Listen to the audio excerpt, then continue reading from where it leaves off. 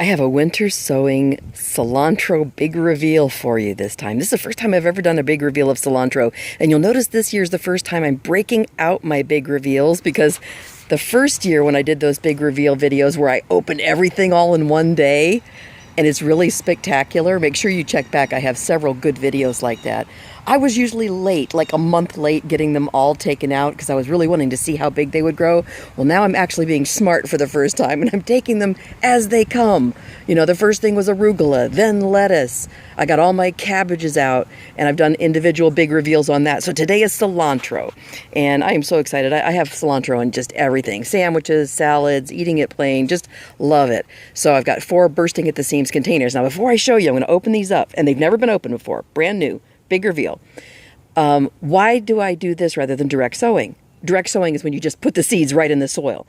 Well, first off, it's only been about 4 weeks that we've even had a thawed out soil. And I couldn't even put the seeds in before. And if I would have, I don't even think they would have broken the ground by now, let alone maybe they'd be this big. Look how big these are with using the winter sowing method. This is a traditional winter sowing rather than the no-transplant version where you actually put domes right over the soil. So that's another, got some great videos on that for you, and I'll make sure you check that out. It's a different version of winter sowing that's spectacular, but this is traditional. So let's get into them. Let's look first. Okay, these were put in 228. I'm in zone 5B, Northern Ohio. And, we got stiff winters. And even though we usually have snow all winter, this has been an on-off winter. It's been strange. A lot of warmth. But they sprouted really well, and they lasted really well. And these love cold, but they also grow fine in the warmth. These are called Santo Slow Bolt cilantro. See if I have it written on here for you. Oh, the writing's gone off of SANTO, Slow Bolt, because one of the problems with cilantro is in the heat, it shoots up big long stems and then flowers, and it goes to seed very quickly, and then your cilantro goes bitter. So these bolt really slowly. Okay, let's look. Ready? Look at that. I'm making a salad in about 3 hours for dinner, and this is going to be our first winter sown cilantro. And I'm going to bring a couple of these containers up by the house. Now, am I going to transplant them or not? I don't have to. I could eat them right out of the jug right here, and I probably will keep. I've got about 6 jugs of cilantro.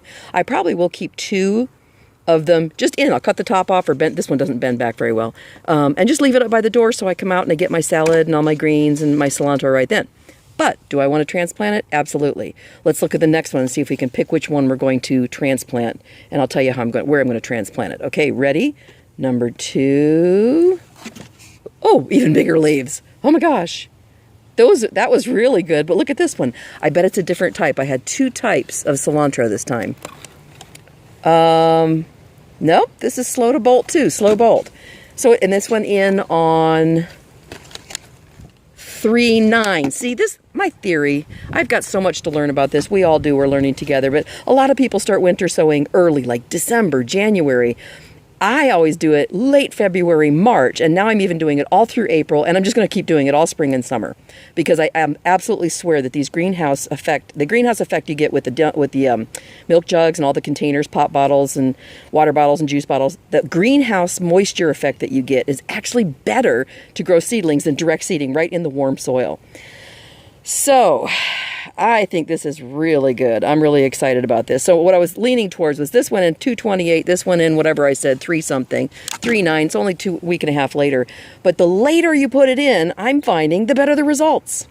I have no data, very little data. Actually, in the group, we have about 2,300 people all over the world doing winter sowing together. And I'm starting to hear, I'm putting the pieces together, that more and more people, the later they sow, the better their results. But don't hold me to that. I may change my mind tomorrow. And every season's different. Every area is different. So right now, that could be why this one is a little bit later, a little bit warmer. Looks great. Okay, here we go with the next one. Cilantro, this was going in 228, same as that one. Here we go. Absolutely beautiful. Look at that. Ready to eat. You'll see not a yellow or brown leaf anywhere. And the last one, equally stunning. This went in... And I've learned, because the dates fade, even when you use the best pens on the planet, I've got these great little plant labels that I love. So that went in 228 also. So interesting, it's the same stuff. And these have smaller leaves than these right here, but it's the same. So later the better just on this one. Now I have another one right here. You can see, I can't get enough light in there. Why I'm not opening them all is it's not quite as big, and I'm staggering. So I've got another cilantro here, another one there. Oh, this one's popping. I got another week on that one. My theory is I like to let them grow as big as possible so they have the best start, the strongest start, the most nutrition in the plant, and then I transplant them. Some people like to just, grow them into little 1-inch plants and then to transplant them there. That's just not me, but it still works, it still works well. I just have a personal preference for having them, just pop at the seams like that. And I've got so many ready to go. I got a really good video on my snap peas. Make sure you look for that. I do that is the direct winter sowing method with the little cups over the peas. And I just took the cups off after like 3 weeks, and look at them. They're so gorgeous. I thought I had some more. Oh, here. I also did direct winter sowing, regular winter sowing with sugar snap peas, which most people, veterans just poo-poo the idea, and they think, oh, just put them direct in the soil. There's no reason to hassle with all that, putting them in the milk jugs. Well, guess what?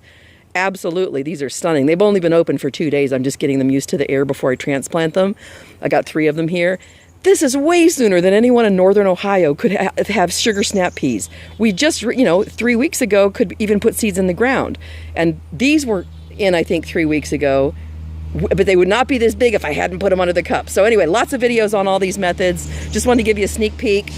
And that is it for cilantro winter sowing. I hope you enjoy this. Let me know, are you liking cilantro winter sowing? Are you willing to try it? Are you willing to try direct winter sowing, where you just put the cilantro seeds in the soil, or in the soil in a container, and you put a dome over them? Lots of good stuff on the videos coming out on that as well. So anyway, really appreciate you being with me. Thanks so much. Sending you much love from my garden to yours, and I'll see you on the next video. Bye-bye.